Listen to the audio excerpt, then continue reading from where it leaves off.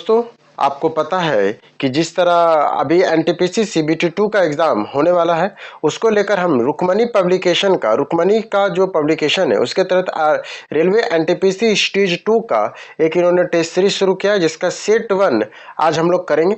पर हम सिर्फ जीएस का जो 50 क्वेश्चन आया हुआ है, जो 50 क्वेश्चन सिर्फ इसको करेंगे। बाकी सब आप लोग अगर इसका पीडीएफ चाहते हैं तो आप मुझे अब हमारे टेलीग्राम चैनल में मैसेज कीजिएगा, तो मैं बता दूंगा कि आपको ये पीडीएफ कैसे मिलेगा। तो चलिए शुरू करते हैं। तब तक हम लोग इसका 50 क्वेश्चन जो 36 नंबर से शुरू होता है, और 90 नंबर तक है। तो चलिए शुरू करते हैं। यकृत की कोशिकाओं में कौन सा कोशिकांग विसहरण और औषधि चयापचय ड्रग मेटाबॉलिज्म में मुख्य भूमिका कौन निभाता है? जो यकृत की जो कोशिकाओं में वह कौन सा यकृत की जो कोशिका है उसका कौन सा कोशिकांग जो विसरण या औषधि चयापचय में मुख्य भूमिका निभाता है? तो वह चिकनी अंतर्द्रव्य जलिका स्मूथ एंडोसर्मिक है। फिर आता है रक्त स्कंदन ब्लड क्लोटिंग की प्रक्रिया में प्रोथ्रोम्बिन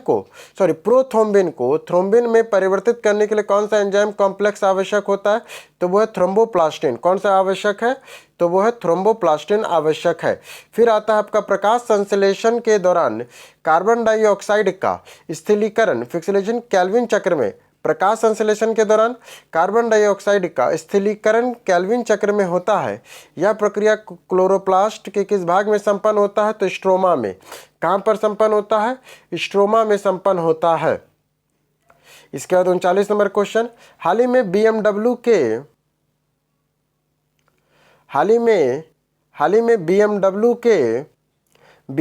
के सीईओ बीएमडब्ल्यू के अध्यक्ष और सीईओ कौन बने हैं? तो हरदीप सिंह बरार बने हैं। यूपीआई को अपनाने वाला पहला कैरेबियाई देश कौन सा बना है? यूपीआई को अपनाने वाला पहला कैरेबियाई देश कौन सा बना है? तो त्रिनाद और टोबैगो। यूपीआई को अपनाने वाला पहला कैरेबियाई देश कौन बना है? त्रिनाद और टोबैगो। भारत में अन्न का सबसे पहला साक्ष्य कहाँ मिला था? मेहरगढ़ में मिला था। भारत में जो अन्न का मैंने जहाँ पे सबसे पहला हमें अन्न मिला, जो हमें जौ मिला था, वो कहाँ मिला था? तो मेहरगढ़ में मिला था। फिर आता है अमित्र घात के नाम से किस मौर्य राजा को जाना जाता है? बिंदुसार को। बिंदुसार के पिता कौन थे? चंद्रगुप्त थे। और बिंदुसार का पुत्र कौन था? नहीं, अमित्र घात के नाम से किसे जाना जाता है? बिंदुसार को जाना जाता है अमित्र घात के नाम से। यह मौर्य राजा था। इसी के पिता का नाम चंद्रगुप्त और इसके पुत्र का नाम अशोक था। शेख निजामुद्दीन औलिया का दरगाह कहाँ स्थित है? शेख निजामुद्दीन औलिया का दरगाह ग्यासपुर में है। ग्यासपुर में है। इसके बाद आपका धरातल में सर्वाधिक मात्रा में किस चट्टान का, जो हमारा धरातल है वहाँ पे सर्वाधिक मात्रा में कौन सा चट्टान पाया जाता है? धरातल पे कौन सा भाग में सर्वाधिक चट्टान का विस्तार है? तो वो है तुम्हारा अवसादी चट्टान का। भारत का एकमात्र प्राकृतिक उपग्रह कौन सा है? तो वो चंद्रमा है। उत्तरी गोलार्ध का सबसे लंबी रात्रि कब होती है? तो 22 दिसंबर को होती है। उत्तरी गोलार्ध का सबसे लंबी रात्रि 22 दिसंबर। और सबसे लंबा दिन कब होता है? 21 जून को, जब हम लोग योगा दिवस भी मनाते हैं। फिर एमएस वर्ड में ट्रैक चेंज, जब हम लोग ट्रैक चेंज करने की सुविधा का मुख्य उद्देश्य क्या है? तो ट्रैक चेंज करने की मुख्य सुविधा का उद्देश्य क्या होता है? दस्तावेज में किए गए संशोधन की निगरानी और समीक्षा करना। एमएस एक्सेल में लॉकअप फंक्शन रेंज और लॉकअप तर्क में फॉल्स मान का सेट का क्या परिणाम होता है? तो यह केवल सटीक मिलान एग्जैक्ट मैच को ढूंढता है। जो एमएस एक्सेल में एक लॉकअप फंक्शन है, एमएस एक्सेल में क्या होता है? एक हार्ड क्वेश्चन है ये वाला।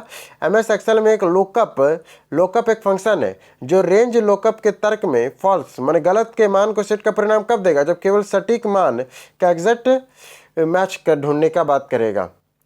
चैट जीपीटी में उन्नत भाषा मॉडल किस न्यूरल नेटवर्क आर्किटेक्चर पर आधारित है जो सेल्फ ओरिएंटेशन मैकेनिज्म का उपयोग करता है? तो वो होता है आपका ट्रांसफार्मर का। देखिए क्या बोल रहा है, चैट जीपीटी में उन्नत भाषा मॉडल किस न्यूरल नेटवर्क आर्किटेक्चर पर आधारित है जो सेल्फ ऑटेशन मैकेनिज्म का उपयोग करता है? तो वो है ट्रांसफर का। एशिया का सबसे बड़ा जंगल सफारी कहाँ स्थापित हो रहा है? बताइए, एशिया का सबसे बड़ा जंगल सफारी कहाँ स्थापित हो रहा है? तो हरियाणा में हो रहा है। सबसे बड़ा जंगल सफारी बन रहा है एशिया का, हरियाणा में। न्यू डेवलपमेंट बैंक में कोलंबिया और उज्बेकिस्तान को शामिल, कौन कौन शामिल हुआ है नया? कोलंबिया और उज्बेकिस्तान के शामिल होने के बाद एनडीबी सदस्य देशों की कुल संख्या कितनी हो गई है? तो 11 हो गई। कितने हो गई है? तो 11 हो गई है। अगला है भारतीय संविधान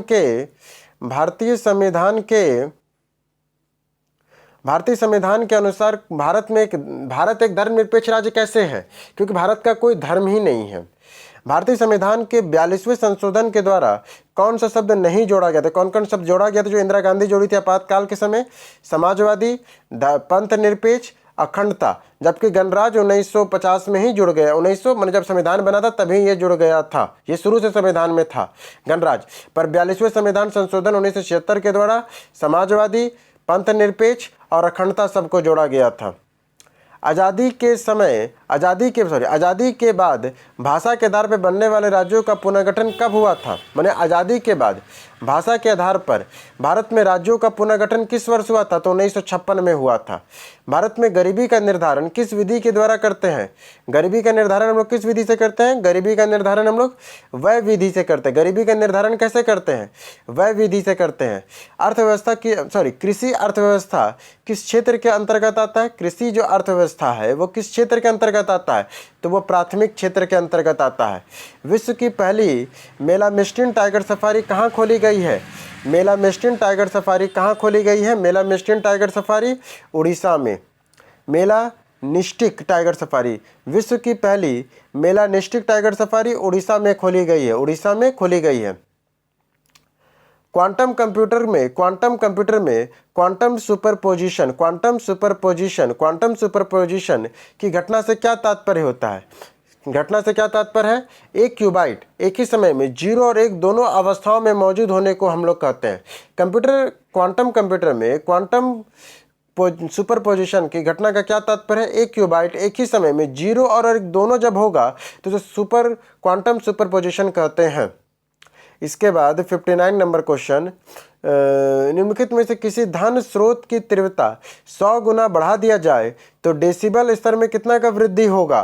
तो 20 डेसिबल का। क्या बोल रहा है? किसी ध्वनि का स्रोत को अगर तीव्रता हम अगर 100 गुना बढ़ा देते, जैसे हम लोग कोई बात कर रहे हैं, किसी ध्वनि की स्रोत है और उसकी तीव्रता को हम लोग 100 गुना बढ़ा दिए हैं तो डेसिबल में कितना का वृद्धि होगा? तो 20 डेसिबल का वृद्धि। अगर 100 गुना बढ़ाते हैं अगर तीव्रता को तो 20 डेसिबल का वृद्धि होता है। एक पूर्णतः अप्रत्याश टक्कर, ठीक है, में निम्नलिखित में से कौन सी भौतिक राशि सदैव संरक्षित रहती है? तो केवल संवेग। एक, ठीक है, आईसीसी का नया मुख्य कार्यकारी अधिकारी किसे नियुक्त किया गया है? संजोग गुप्ता को। जो आईसीसी का नया मुख्य कार्यकारी अधिकारी कौन है? तो आईसीसी का संजोग गुप्ता। और चेयरमैन कौन है आईसीसी का? जैसा अमित शाह का बेटा जैसा है। और आईसीसी का मुख्य कार्यकारी अधिकारी मतलब सीईओ कौन है? तो वो है संजोग गुप्ता। ब्रिक्स शिखर सम्मेलन 2026, ब्रिक्स का जो 2026 की मेजबानी होगी कौन सा देश करेगा? तो वो भारत करेगा। 2025 में कौन किया था बताइएगा आप लोग? उसने रूस ने किया था 2025 का। 2026 के ब्रिक्स सम्मेलन की मेजबानी कौन कर रहा है? भारत कर रहा है। निम्नलिखित में से कौन भारतीय राजनीतिक में लाल कृष्ण आडवाणी की आत्मकथा है? लाल कृष्ण आडवाणी की आत्मकथा क्या है? My country my life, my country my life, my country my life. समा चकेवा ये बिहार का एक त्यौहार है। समा चकेवा क्या है? बिहार का एक त्यौहार है। किस रिश्ते को समर्पित है? ये भाई बहन का त्यौहार होता है समा चकेवा। किस सुल्तान ने दीवाने को ही नामक नए विभाग की स्थापना किसने किया था? मोहम्मद बिन तुगलक ने किया था। जलियांवाला बाग की घटना कब घटी थी? 1919 में घटी थी। अखिल भारतीय किसान कांग्रेस का गठन कब हुआ था? 1936 में हुआ था। अखिल भारतीय किसान कांग्रेस का गठन कब हुआ था? 1936 में हुआ था। दस्ते लूट क्या है? तो एक मनोरस्थल है। दस्ते लूट क्या है? तो एक मनोरस्थल है। कहाँ पर है? ये ईरान में है। दस्ते लूट मनोरस्थल कहाँ है? ईरान में है। सिरका जिसे विनेगर में पाए जाने वाले एसिटिक एसिड में कौन सा क्रियात्मक समूह मौजूद होता है? कार्बोक्लोसिक COOH। सिरका में पाए जाने वाले एसिटिक एसिड में कौन सा क्रियात्मक समूह, फ्रैक्शनल ग्रुप कौन सा होता है? तो कार्बोक्लोसिक COOH होता है।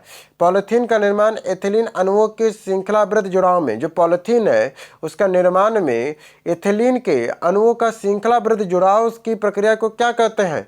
तो इसे हम लोग कहते हैं बहुलीकरण, पॉलीरामाइजेशन। पॉलीथीन के एथिलीन के अणुओं का श्रृंखलाबद्ध जुड़ाव को क्या कहते हैं? बहुलीकरण, पोलराइजेशन। फिर आता है आदित्य L1 सौर मिशन में, आदित्य L1 के सौर मिशन में VELC पोलैंड का मुख्य उद्देश्य क्या है? VLC के पोलैंड का मुख्य उद्देश्य क्या है? तो सूर्य के कोरोना का अध्ययन और स्पेक्ट्रोस्कोपी करना। भारत की पहली प्राइवेट सैटेलाइट इंटरनेट सेवा अनंत टेक्नोलॉजी, कौन सी है पहली प्राइवेट सैटेलाइट इंटरनेट सेवा? अनंत टेक्नोलॉजी। किस वर्ष लॉन्च की गई थी? 2028 में। पंडित दीनदयाल उपाध्याय ग्रामीण मुफ्त गांव योजना के संदर्भ में कथनों पर विचार कीजिए। तो इसका सिर्फ केवल एक सही है। कौन कौन है? यह योजना का उद्देश्य BPL परिवारों को आत्मनिर्भर बनाना और गरीबी से बाहर निकालना है। तो इसके बाद गंगा की सहायक नदी कौन सी है? तो यमुना है। बाकी कृष्णा, कावेरी और बेतला कहाँ की है? तो ये तो बेतला तो आपका यमुना की सहायक नदी है, जबकि कृष्णा और कावेरी दक्षिण भारत की नदियाँ हैं।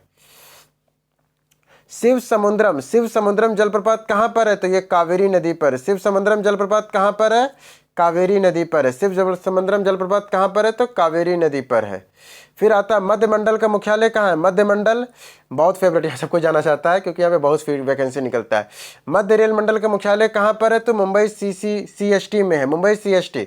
मध्य रेल मंडल का मुख्यालय कहाँ पर है? तो मुंबई CST में है। कौन सा अनुच्छेद राज्य के नीति निर्देश सिद्धांतों से संबंधित? मैंने कौन सा जो अनुच्छेद है वो राज्य के नीति सिद्धांत है? तो वो तुम्हारा 44 होगा, क्योंकि 52, 53, 56 सब राष्ट्रपति से संबंधित है, पर राज्य का नीति निर्देशक से अनुच्छेद 44 है। फिर राष्ट्र आपातकाल के दौरान अनुच्छेद 19 को, राष्ट्र आपातकाल के दौरान अनुच्छेद 19 के तहत कौन सा निलंबित किया जाता है? तो कौन सा निलंबित हो जाता है? अनुच्छेद 19 के तहत कौन सा निलंबित हो जाता था? अनुच्छेद 358। मैंने कहने क्वेश्चन ये कह रहा है राष्ट्र आपातकाल के दौरान अनुच्छेद 19 को किस अनुच्छेद के तहत निलंबित करते? राष्ट्र आपातकाल लगता है 352 के तहत है, पर जो अनुच्छेद 19 है वो निलंबित कब होता है? जब 358 साथ में लगाया जाता है। अगर अनुच्छेद 358 लग गया अनुच्छेद 352 के साथ, तो अनुच्छेद 19 निलंबित हो जाएगा। ये कौन सा अनुच्छेद है? ये हमें बोलने की स्वतंत्रता देता है, स्वतंत्रता का अधिकार जो देता है वो अनुच्छेद 19 ही है। राज्यसभा कोई धन विधेयक को कितने दिन के लिए रोक सकता है? तो 14 दिन के लिए। कितने दिन के लिए रोक सकता है धन विधेयक को? वो 14 दिन के लिए रोक सकता है।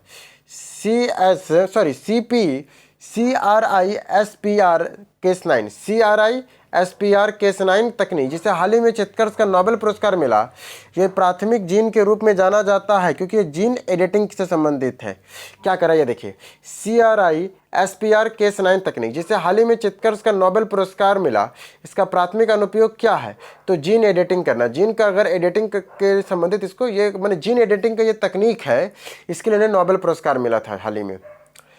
सदस्य पादप जनन, सद्य हाइड्रोपोनिक्स टेक्नोलॉजी, सद्य पादप जनन, जैसे बिना पानी की मदद, मैंने जिसमें बिना मिट्टी के जो हम लोग पौधा उगाते हैं ना, उसे सद्य पादप जनन कहते हैं। हाइड्रोनिक टेक्नोलॉजी में कृषि के किस उद्देश्य की प्रमुखता से उपयोग करते हैं? किसका उपयोग करते हैं? पौधों के रोगों के निदान के लिए, मोनोक्लोनल एंटीबॉडी का उत्पादन को रोकने के लिए। फिर आता है पशुओं में होने वाला खुरपाक मुंहपुका, हिंदी अजीब है ना। पशुओं में होने वाला खुरपाक मुंहपुका, जिसे फुट एंड माउथ डिजीज भी कहते हैं। फुट एंड माउथ डिजीज किसके का रोग का कारक क्या है? तो विषाणु है। वो क्या है? विषाणु है। फिर आता है एशिया कप 2025 किस टीम ने जीता था? हमारी प्यारी भारत टीम ने जीता था। जो पुरुषों का एशिया हॉकी कप 2025 हुआ, विजेता कौन टीम थी? तो भारत थी। मुख्यमंत्री वृद्धावन ग्राम योजना का देखो, मुख्यमंत्री वृद्धावन ग्राम योजना किसके द्वारा शुरू की गई है? तो मध्य प्रदेश के द्वारा शुरू की गई है। न्यायमूर्ति पंछी आयोग किससे संबंधित है? यह है केंद्र राज्य संबंधों में, केंद्र राज्यों के बीच कैसा संबंध होना चाहिए, उसके लिए न्यायमूर्ति पंछी आयोग बनाया गया था। फिर आता है राष्ट्र मतदाता दिवस कब मनाते हैं? राष्ट्र मतदाता दिवस कब मनाते हैं? तो 25 जनवरी को मनाते हैं। कौन सा क्षेत्र सार्वजनिक क्षेत्र का उदाहरण है? तो वो है आपका रेलवे, बाकी सब प्राइवेट है। NSDL का पूरा नाम क्या है? National security depository limited. NSDL क्या है? तो national security depository limited, NSDL का फुल फॉर्म होता है। केरल में मार्शल आर्ट को, केरल के मार्शल आर्ट को किस नाम से जानते हैं? केरल के मार्शल आर्ट को किस नाम से जानते हैं? तो कल्यारीपयट्टू। केरल के मार्शल आर्ट को किस नाम से जानते हैं? तो कल्यारीपयट्टू के नाम से। एक आखिरी क्वेश्चन इसका, नेताजी सुभाष चंद्र बोस राष्ट्रीय खेल संस्थान कहाँ स्थित है? तो पटियाला में है। नेताजी सुभाष चंद्र बोस राष्ट्रीय खेल संस्थान कहाँ है? तो पटियाला में है। चलिए दोस्तों, इस तरह करके हमारा पहला सेट तो आज खत्म हो गया, पर इसमें टोटल 25 सेट है जो मैं एग्जाम खत्म होने से पहले अपलोड कर दूंगा। अगर आपको इसका पीडीएफ चाहिए तो हमारे टेलीग्राम में जाकर इसके बारे में आप देख सकते हैं कि कैसे कैसे मिलेगा। इसका आपको पीडीएफ हमारे टेलीग्राम चैनल में बता दिया जाएगा कैसे आपको मिलेगा। तो थैंक यू दोस्तों, मिलते हैं जल्दी इसका पार्ट सेट 2 के साथ, जल्द ही मिलेंगे। धन्यवाद दोस्तों, जय हिंद। तब तक आपको